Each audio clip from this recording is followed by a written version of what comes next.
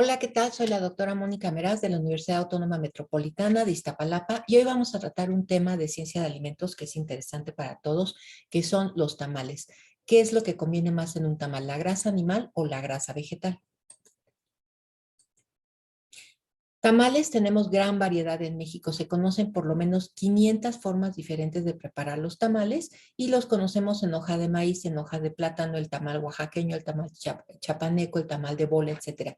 Consumimos tamales muy frecuentemente, por ejemplo, para el desayuno, cuando vamos corriendo al trabajo o a la escuela, nos comemos una torta de tamal, tamal frito, tamales para cenar. Los consumimos también en tamales para fiestas familiares, como son bautizos, primeras comuniones, cumpleaños, tamales de Navidad, tamales del día Candelaria, de la Candelaria, que son imperdibles, el 2 de febrero, y hasta tenemos feria de tamales en este día. En la zona metropolitana de la Ciudad de México se estima que se consumen alrededor de 5 millones de tamales diariamente, y eso es solamente por dar una cifra. La cifra real no se conoce. Bien, tenemos tanta variedad de tamales, por ejemplo, estos tamalitos de picadillo, tamalito norteño, el tamal típico que conocemos de la Ciudad de México, el tamal de frijol de Guerrero, los uchepos de Michoacán, por ejemplo, el zacahuil de la Huasteca, ¿no? El mukbipollo de Yucatán, etcétera. Es típico ver en la Ciudad de México y en otros lugares, a las personas que van con su carrito, ya sean señoras, señores o hasta niños, ¿verdad? Con su bote de tamal y sus bebidas que ofrecen, que son los atoles y café, café con leche, etcétera. Es un mundo de recetas y formas con respecto a los tamales, pero todos ellos llevan ingredientes básicos, que son la harina para tamales, ya sea que sea de un molino o comercial, la levadura química, que es una mezcla de bicarbonato y ácido cítrico, y la manteca, que puede ser de origen animal, de cerdo, como la que vemos aquí, o de origen vegetal, comercial, pero lo importante de estas grasas es cómo impactan en el tamal y en nuestra salud. ¿Cómo impacta la manteca en el tamal? En el aspecto gastronómico, impacta en la textura para darle una textura uniforme al tamal y también en los sabores y el aroma, ya que los integra y nos da una sensación de satisfacción, la grasa dentro de este platillo. Pero, ¿qué pasa en el aspecto nutricional? En el aspecto nutricional tenemos que evaluar algunos factores importantes que se encuentran en los tamales. El primero de ellos es el almidón contenido en la harina de maíz con la que se hace la masa del tamal. El almidón contenido en esta harina es una fuente de energía que es altamente digerible, pues se transforma en glucosa en nuestro estómago y se absorbe posteriormente en el intestino delgado. Esta fuente de energía que es importante para nosotros, para nuestras actividades diarias, también puede ser el origen de problemas de salud como obesidad, sobrepeso, hipertensión, ¿verdad? Triglicéridos en sangre y diabetes.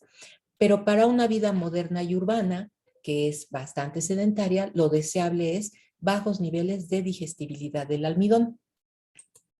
¿Y qué más contiene la harina para tamal? La harina de maíz también contiene importantes cantidades de proteínas. Las proteínas del maíz constituyen aproximadamente el 10% del grano entero. Están formadas principalmente por unas proteínas llamadas ceínas, que constituyen casi la mitad del contenido total de proteínas del maíz. Y se encuentran otras en menor proporción, en muy baja proporción, albúminas, globulinas y otras proteínas de baja calidad y glutaminas. Pero las proteínas del maíz, como las de todos los cereales, son deficientes en nutrientes esenciales, en aminoácidos esenciales, que son el triptofano y la lisina. Sin embargo, y aunque son deficientes en estos dos nutrientes, las ceínas son una fuente importante de otros aminoácidos necesarios para nuestra buena salud. Por lo tanto, es deseable los altos niveles de digestibilidad de estas proteínas. Aquí podemos ver un esquema de cómo se verían las ceínas si las pudiéramos aislar y verlas en un microscopio de gran potencia. Bien, lo que se investigó en esta ocasión fue el efecto del tipo de grasa en el tamal, ¿verdad? Entonces se prepararon varias formulaciones, una de ellas solo la masa, sin relleno ni salsas, otra de ellas el tamal sin grasa, sin ninguna, ni vegetal ni animal, otro tamal que se elaboró con grasa animal y manteca de cerdo, y otra formulación que fue el tamal con grasa vegetal comercial. Esta investigación se llevó a cabo en los laboratorios de la Universidad Autónoma Metropolitana de la Unidad de Iztapalapa y se publicaron en una revista científica en donde se discuten los resultados encontrados para un público científico. Sin embargo, aquí lo vamos a difundir para todo público.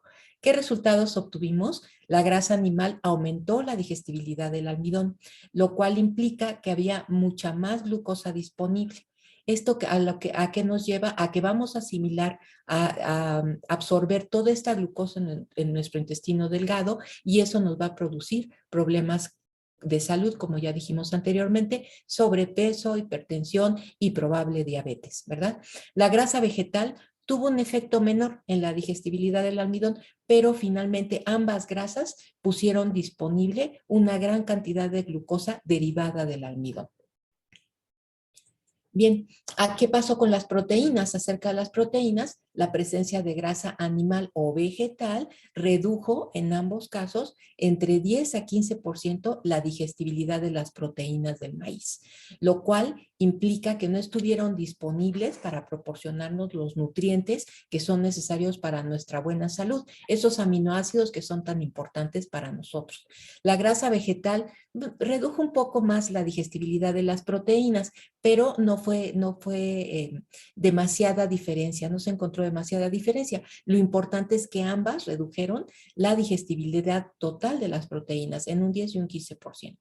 Bien, entonces, ¿qué fue lo que aprendimos de estas investigaciones? Que las grasas tienen un efecto negativo en la calidad nutricional de los tamales. Sin embargo, son necesarias para dar una textura uniforme, para integrar los sabores y aromas y hacer que el sabor del alimento sea más satisfactorio en nuestro paladar, ¿verdad? Sin embargo, a pesar de que son necesarias, es necesario reducir hasta donde sea posible la adición de estas grasas en los tamales, ya que tienen un efecto negativo, como dijimos, en la calidad nutricional de los mismos.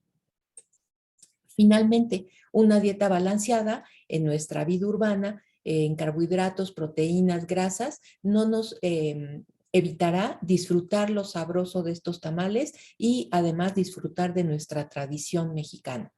Les agradezco mucho su atención y recuerden que este video lo podrán ver en el canal de Ciencia, Gastronomía y Cultura en YouTube.